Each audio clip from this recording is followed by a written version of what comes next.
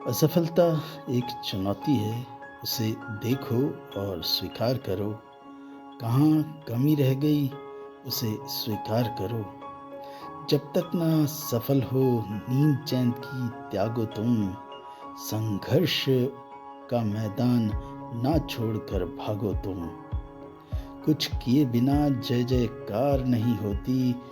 कोशिश करने वालों की हार नहीं होती। दोस्तों, चाहे हम स्टूडेंट हैं, चाहे हम एडल्ट हैं, चाहे हम पेरेंट्स हैं, जीवन में सफलता तो हर किसी को चाहिए। लेकिन सफलता के लिए हम तैयार कितने होते हैं? चलिए आज इसी विषय पे थोड़ी सी आपसे गुफ्तगू करी जाए, बात करी जाए। तो सबसे ज़रूरी है कि आपको हमेशा युवा रहना है। अब युवा कोई क्रोनोलॉजिकल एज से नहीं होता है। युवा हम किसे कह सकते हैं? भूतकाल की स्मृतियों से जिसके पास भविष्य के सपने हों, वो युवा होता है। तो सबसे पहले तो युवा होने का एटीट्यूड अपने में रखा जाए। फिर उसके बाद सोचा जाए कि सफलता का हमारे लिए मायने क्या है। बहुत बार सुना होगा, बार बार आपसे कहा गया होगा कि भाई लाइफ में कोई लक्ष्य रखो, कोई गोल सेट करो। तो अब वही गोल सेट कैसे करें? अब इसकी तुलना हम इस तरह से कर सकते हैं। कई बार हम ट्रेडमिल पर एक्सरसाइज करते हैं, दौड़ते हैं। पता चला कि 10 किलोमीटर जो है हम दौड़ लिए, लेकिन उस दौड़ के बाद हम पहुंचे कहाँ पे? वहीं के वहीं रहे। तो यही गलती शायद कई बार हम लोग करते हैं। लक्ष्य रख लेते हैं, उस पर सोचते रहते हैं, विचारते रहते हैं, लेकिन बहुत प्रगति नहीं हो पाती। तो इसके लिए करना क्या चाहिए? करना ये चाहिए कि जो सोचा है उसे इम्प्लीमेंट किया जाए। तो सक्सेस के लिए हमें सबसे पहले पढ़ना चाहिए, फिर उसके बाद सोचना चाहिए और उसके बाद उसका अमल करना चाहिए। अब इसको और स्पष्ट किया जाए कि भाई पढ़ना क्या चाहिए। विद्यार्थी हैं तो अपने विषय के बारे में पढ़ें, अपने विषय के सप्लीमेंट्री यानी इतर सब्जेक्ट्स के बारे में पढ़ें, उसके विषय में सोचें और उसके बाद उसका अमल करें। कोई परीक्षा देनी है तो उसका क्या पैटर्न होता है, क्या टाइम होता है, किस तरह से मार्किंग होती है, ये सारी चीज़ें जो है आप प्रैक्टिस करिए, तभी जाकर सफलता आपके कदम चूमेगी। अब देखिए, हम उदाहरण ले सकते हैं अरुणिमा सिन्हा का। याद है, बिना एक पैर हुए भी उसने हिम्मत नहीं हारी और हिमालय की सबसे ऊंची चोटी पर उसने तिरंगा फहराया। लोग जब उसकी वो स्थिति थी तो हमेशा उसे डिस्करेज करते थे। अब बात यही है, जब आपने गोल सेट किया है तो आपको लोग ऐसे ही मिलेंगे जो आपको हतोत्साहित करें, डिमोटिवेट करें और डिस्करेज करें। ओशो का एक वाक्य है ना, सबसे बड़ा रोग क्या कहेंगे लोग। अगर इसे आप समझ लें और आपके लक्ष्य की तरफ आप बढ़ते रहें तो आपको कोई नहीं रोक सकता है। एक सबसे बड़ी झिझक हर किसी में होती है कि भाई अगर मैंने अपना लक्ष्य सबके सामने बता दिया तो लोग हमारा मजाक उड़ाएंगे, लोग क्या कहेंगे। ये सोचना बंद करिए। अपने सपने को आपको खुद ही साकार करना है। इसके लिए आगे कदम बढ़ाइए, सोचिए। अरुणिमा सिन्हा जिसके साथ एक हादसा हुआ, एक चेन स्नैचर ने उसे ट्रेन से नीचे फेंक दिया, लेकिन उसने हार नहीं मानी।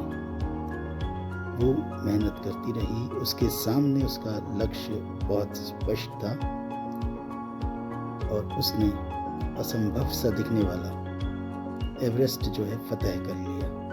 इसीलिए लक्ष्य निर्धारण बहुत ज़रूरी है। अब हमारे सामने दूसरे उदाहरण भी हैं कि हमें सफल लोग तो बहुत ही प्रभावित करते हैं, बहुत आकर्षक लगते हैं, उनसे बहुत प्रेरित भी हम होते हैं। उदाहरण के लिए आप सलमान खान को देखिए, टाइगर श्रॉफ को देखिए, जिनकी ना सिर्फ पर्सनैलिटी अच्छी है, लेकिन वो जितना भी कमाते हैं उसे देखकर लोगों को रश्क भी होता है। लेकिन क्या हमने कभी ये सोचा है कि रोज़ 4 घंटे जिम में अपनी बॉडी को थकाना, क्या ये आसान काम है? तो प्रेरणा हमें यहीं से लेनी चाहिए कि लक्ष्य हमारा रहे ऊंचा, और साथ में जोश भी बहुत ज़रूरी है। कई बार ये होता है कि सफलता एक बार में तो मिलने से रही, तो उसके लिए हताश और निराश होकर बैठ जाने की जगह ये सोचना चाहिए, जो पाया उसको याद कर, जो खोया न उसको याद कर, न उसकी फरियाद कर।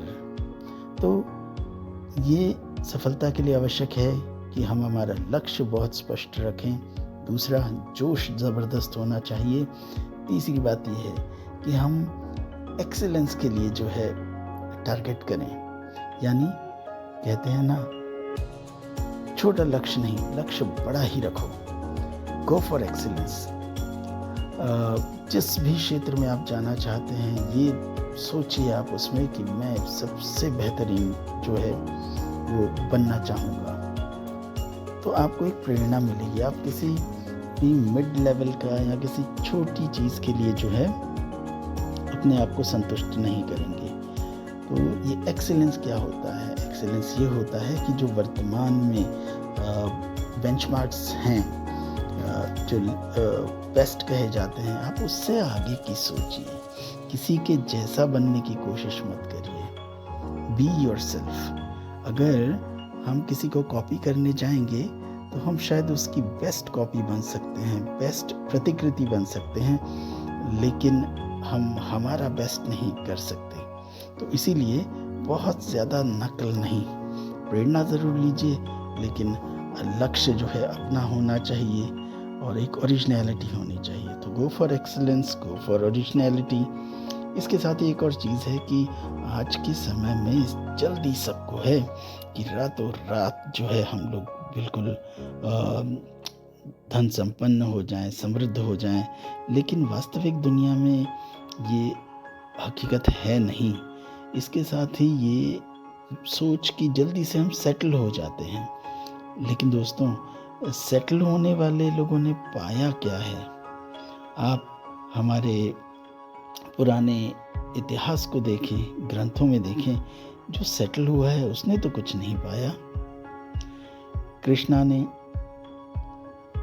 वृंदावन छोड़ा, मथुरा छोड़ी, तब जाकर द्वारका में उसने अपना राज बनाया।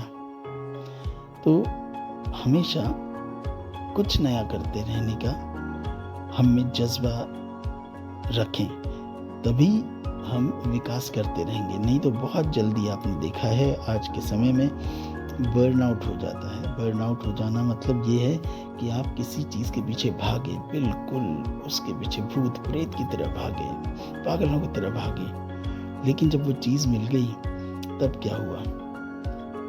तब ये पता चलता है कि हमने लक्ष्य तो हासिल कर लिया, लेकिन उसकी क्या कीमत चुकाई? उसकी कीमत शायद अपनी सेहत से चुकाई, शायद अपने रिश्तों से चुकाई, और उसके बाद हम वहाँ पहुँचकर कोई संतुष्टि नहीं पा रहे। तो किस लक्ष्य तक जाना है, क्या हासिल करना है, और वो हासिल करके क्या करना है, ये सोच भी हम में अगर रहेगी तो हम ज़्यादा बेहतर तरीके से आगे बढ़ पाएंगे। आज के समय में बहुत ज़रूरी है कि जीवन की आपाधापी इतनी तेज़ तर्रार है कि हमें फुर्सत ही नहीं मिलती। क्या कर रहे हैं, किस दिशा में जा रहे हैं, बस चलते जाते हैं। जो सक्सेस होने के पैरामीटर्स हैं उन्हें बस टिक करते जाते हैं कि हाँ ये कर लिया, अब आगे बढ़ते हैं, ये कर लिया, हम आगे बढ़ते हैं। तो आज के समय में ये ज़रूरी है कि आप ज़रूर कोई मेंटोर जो है रखें। मेंटोर यानी मार्गदर्शक कह सकते हैं आप। कोई ऐसा व्यक्ति जो बिना निजी स्वार्थ के आपको बिल्कुल निष्पक्ष राय दे, क्योंकि आजकल तारीफ करना तो एक फैशन बन गया है। जो सच्चा हितैषी होगा वही आपकी टीका करेगा, और साथ में ये जज्बा भी रखना है कि अगर मेरी टीका हो, टिप्पणी हो मुझ पर, तो मैं थोड़ा सा सब्र करूं, उसे सोचूं और विचारूं। क्योंकि आप देखिए, हनुमान जी को अपनी असीमित क्षमता का ज्ञान नहीं था। जब उन्हें समुद्र पार कर कर संजीवनी लानी थी तो उसे किसने प्रेरित किया? तो उन्हें प्रेरित किया जामवंत ने। तब जाकर हनुमान को अपनी शक्ति का एहसास हुआ। इसी तरह से अगर हम महाभारत में देखते हैं तो अर्जुन कितना निराश था। वो तो अपना धनुष वहीं पर सरेंडर करके युद्ध भूमि से बहुत विरक्त हो चुका था। लेकिन उसे किसने प्रेरित किया? उसे प्रेरित किया स्वयं श्री कृष्ण ने, और उसका परिणाम आपने देख लिया। विजय उनकी ही हुई। तो इसके साथ साथ हमें ये देखना है कि हमें अपने जो कंफर्ट जोन है उससे बाहर निकलना है। अब मुझे याद आता है, मेरे साथ एक युवा हुआ करता था। तो पहली बार उसकी पढ़ाई पूरी हुई और वो पहली नौकरी के लिए जब आया तो मैंने कहा, यार थोड़ा बहुत पढ़ लिया करो, reading is a good habit. तो उसने कहा, भैया मैं पढ़ूंगा जब मेरी नौकरी लग जाएगी। थोड़े दिन बाद उसकी नौकरी भी लग गई। मैंने कहा, यार अब तो नौकरी लग गई, अब तो पढ़ ले। बोले, भैया नौकरी में इतना प्रेशर है, मैं तो अब समय ही नहीं निकाल पाता, मैं तब पढ़ूंगा जब थोड़ा सेटल हो जाऊं। चलिए, समय बीता, बंदा सेटल भी हो गया, शादी हो गई। मैंने कहा, अब तो सेटल हो गए हो, अब क्या पढ़ रहे हो? बोला, भैया एक तरफ नौकरी, एक तरफ घर वाली, अब टाइम कहाँ निकालना है। मुझे लगता है एक बार और सेटल हो जाऊं, मैं थोड़ी सीनियर पोजीशन पर पहुंच जाऊं तो शायद मुझे टाइम मिलेगा। और आज वो सीनियर पोजीशन पर है, लेकिन मैं आज उन्हें ये नहीं पूछता हूँ कि आज आपने क्या पढ़ा, क्योंकि वो एक हम कंफर्ट जोन में चले जाते हैं ना। आप देखिए, कई बार हमें ये नहीं होता है कि हमारे पास ओहो ये साधन होते तो हम ज़्यादा बेहतर काम कर सकते, हमें इस तरह की शिक्षा मिलती तो बेहतर कर सकते, हमें ये सुविधाएं मिलती तो हम ज़्यादा बेहतर काम कर सकते, बेहतर रिजल्ट ला सकते। परंतु आप देखिए, जितने भी सफल लोग हैं दुनिया में, क्या वो किसी आदर्श स्थिति से आए हैं? क्या वो कंफर्ट जोन से बड़े होकर आगे निकले हैं? बिल्कुल नहीं। आप कोई भी एग्जाम्पल देख लीजिए, चाहे स्पोर्ट्स वर्ल्ड के देख लीजिए, बिजनेस वर्ल्ड के देख लीजिए, सब लोगों ने एक संघर्ष किया है, अपना कंफर्ट जोन जो है वो छोड़ा है। सब लोग कहते थे कि भाई नहीं हो पाएगा, उनकी परवाह नहीं करी है, और उसके बाद जाकर जो है उनको सफलता हाथ लगी है। तो अपना रास्ता खुद बनाइए, तो जाकर आपको असली और सेटिस्फैक्टरी जो है सफलता मिल पाएगी। एक बहुत बड़ा गुण और हमें जो है वो विकसित करना है कि हमें रोल मॉडल्स को फॉलो करना है। अगर स्टूडेंट्स हैं तो रोल मॉडल्स बनाएं, अगर पेरेंट्स हैं तो रोल मॉडल बनना पड़ेगा। देखिए, आज के समय में अगर माता पिता स्वयं मोबाइल पर दिन भर चिपके हुए होते हैं तो बच्चों को कैसे कह सकते हैं कि भाई तुम मोबाइल के आदी ना बनो। तो इसी तरह से एक उदाहरण भी है हमारे सामने कि भाई जो वो फेसबुक के प्रणेता हैं ज़करबर्ग, वो अपने बच्चों के साथ किस तरह से काम करते हैं। वो अपने बच्चों को बहुत ज़्यादा फ़ोन इस्तेमाल करने नहीं देते, बहुत ज़्यादा फेसबुक पर जाने नहीं देते। उनका लॉजिक ये है कि अभी वो समय नहीं आया है कि वो फेसबुक में या मोबाइल में खो जाए। तो मैंने ज़रूर फेसबुक बनाया है, बट मैं इसका ग्राहक नहीं हूँ। तो ये एटीट्यूड रखना भी बहुत ज़रूरी है कि हम एक रोल मॉडल की तरह अपने क्षेत्र में रहें और अपने लिए अच्छे रोल मॉडल जो हैं वो बना कर रखें। एक और चीज़ है कि हम लोग घबरा बहुत जाते हैं, कभी स्थितियाँ प्रतिकूल होती हैं, ऑड होती हैं, तो हम सेफ जोन में ही रहना चाहते हैं। लेकिन याद रखिए, ships are safe at harbour but they are made for the sea. यानी कश्तियाँ जो हैं किनारे पर ही बहुत सुरक्षित रहती हैं, बट वो किनारे पे खड़े रहने के लिए नहीं बनी हैं। इसीलिए रिस्क लेना एक बहुत ज़रूरी गुण है, बट अंधा रिस्क नहीं, कैलकुलेटेड रिस्क लीजिए तो सफलता की राह बहुत सरल होगी। इसके साथ साथ ये ज़रूरी है कि हमें थोड़ा स्पिरिचुअलिज्म की तरफ भी अपने को ले जाना चाहिए। अब ये स्पिरिचुअलिज्म क्या हुआ? इसका मतलब ये नहीं है कि हम अपने ईश्वर, अल्लाह, गॉड, वाहिगुरु, बस इसका ही जाप करते रहें 24 घंटे। उसका मतलब सिर्फ ये है कि कोई ऐसी परम शक्ति है जिससे आप कुछ भी मांग सकते हैं। इतनी श्रद्धा अगर आप रखेंगे तो आपको सारी डिफ़िकल्टी में कोई एक ऐसा एंकर मिलेगा, कोई ऐसा संबल मिलेगा जिसे आप पकड़ सकते हैं। कैथारसिस के लिए ये बहुत अच्छा ही टूल है।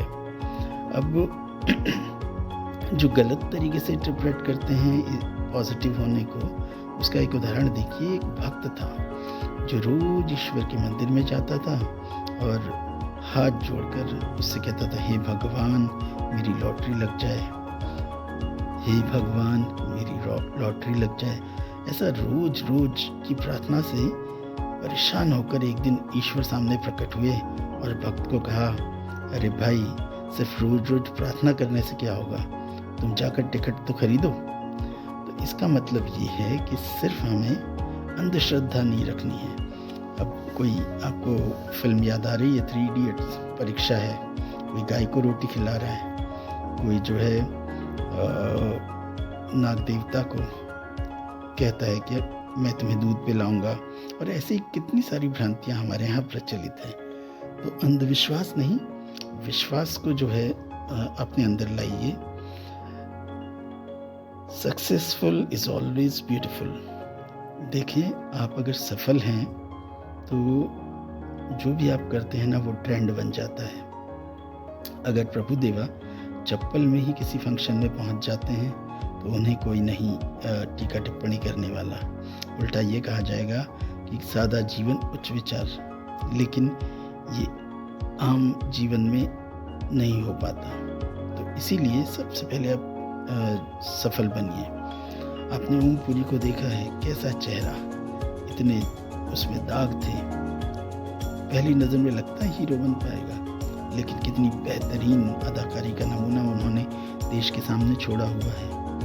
नवाजुद्दीन सिद्दीकी ताज़ा उदाहरण है, देखकर लगता है वो तो हमारी गली का कोई आम व्यक्ति दिखता है, लेकिन कितनी बेहतरीन अदाकारी उन्होंने करी है। तो इसका अर्थ ये है, सक्सेसफुल इज़ ऑलवेज ब्यूटीफुल। तो आप सफलता के लिए कदम बढ़ाइए। आप जैसे भी हैं, जो भी हैं, आप खूबसूरत बन ही जाने वाले हैं। हमेशा पैशनेट रहिए, ये हम पहले ही बात कर चुके हैं। और स्ट्रेस और प्रेशर को डील करना सीखना है, ये भी हम लोग आपसे बात कर चुके हैं। तो आज के इस पॉडकास्ट में मुझे लगता है काफ़ी सारी बातें कर चुके हैं, जो अगर आप स्टूडेंट हैं तो आपके लिए भी काम आएगा, और अगर आप पेरेंट्स हैं, एडल्ट्स हैं, वर्किंग प्रोफेशनल्स हैं, तो आपके लिए भी ये बहुत मायने की बात होगी कि किस तरह से हम लोग हमारे सफलता की सीढ़ियाँ जो हैं वो बनाएं। तो आज के दिन हम लोगों ने 10 जो सिद्धांत आपसे चर्चा करे हैं, उसे आप बार बार सुनिए, अपने विचार भी हमसे साझा करिए कि आपको कैसा लगा और किस तरह से हम सफलता को, सक्सेस को रीडिफाइन कर सकते हैं। तो खुश रहिए, आबाद रहिए। मिलेंगे आपके साथ अगले पॉडकास्ट में। अपने फीडबैक्स ज़रूर भेजते रहिएगा। नमस्कार।